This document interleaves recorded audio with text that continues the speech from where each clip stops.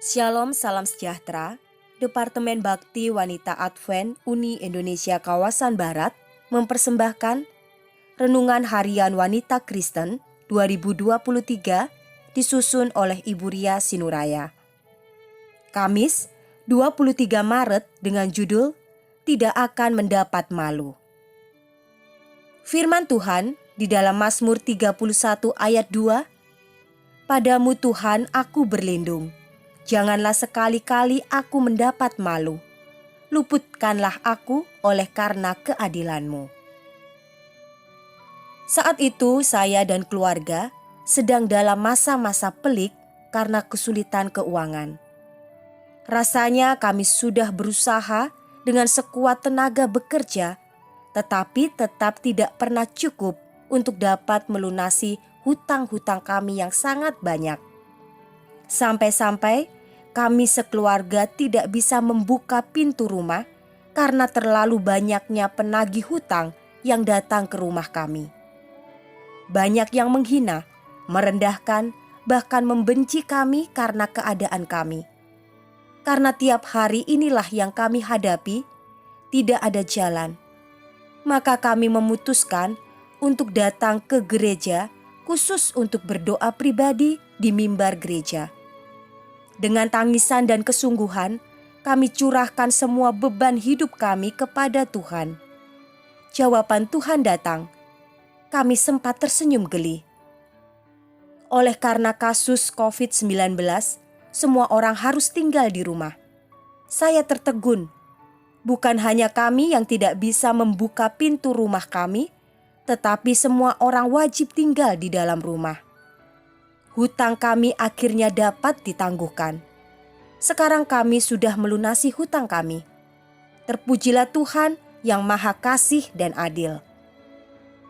Mazmur 31 adalah nyanyian Daud mengenai aman dalam tangan Tuhan. Ada saat ketika Daud merasa dibuang dari hadapan mata Tuhan, tetapi sesungguhnya Tuhan tahu menyimpan kebaikannya bagi orang yang takut akan Dia. Sehingga pada waktu yang tepat, Tuhan berdiri di depan kita untuk membela dan mengangkat kita dari kondisi yang hina dan dikejar-kejar oleh musuh. Seperti dalam kisah kesaksian ini, Tuhan akhirnya menggunakan waktu pandemi bagi keluarga yang terlilit hutang untuk dapat sejenak bernafas dan mengatur keuangan sehingga mereka dapat lepas dari kesulitan ini.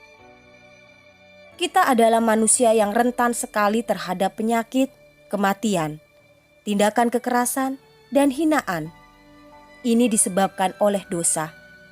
Padahal sewaktu manusia diciptakan, ialah makhluk yang paling mulia yang dibuat serupa dengan gambar Allah. Beruntungnya kita, sebab Allah itu sendiri turun menjadi seperti kita, namun Dia tidak berdosa. Allah tahu rasanya disakiti, dipukul, ditampar, diludahi, ditusuk, direjam, diperlakukan dengan tidak adil dan dihina sebelum akhirnya dibunuh dengan kejam.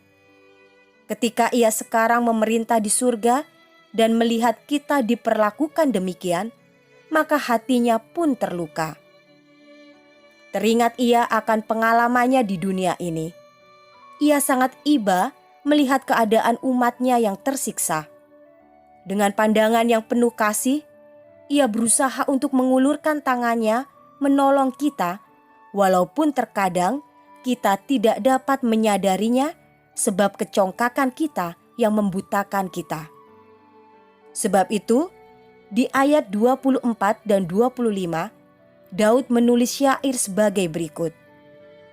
Kasihilah Tuhan, hai semua orang yang dikasihinya. Tuhan menjaga orang-orang yang setiawan, tetapi orang-orang yang berbuat congkak diganjarnya dengan tidak tanggung-tanggung. Kuatkanlah dan teguhkanlah hatimu, hai semua orang yang berharap kepada Tuhan. Wahai sahabat, jadikanlah ini menjadi doa Anda ketika Anda menghadapi kesusahan dalam hidup. Padamu Tuhan, aku berlindung.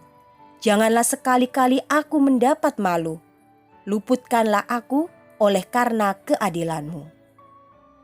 Kiranya Tuhan memberkati kita semua sepanjang hari ini.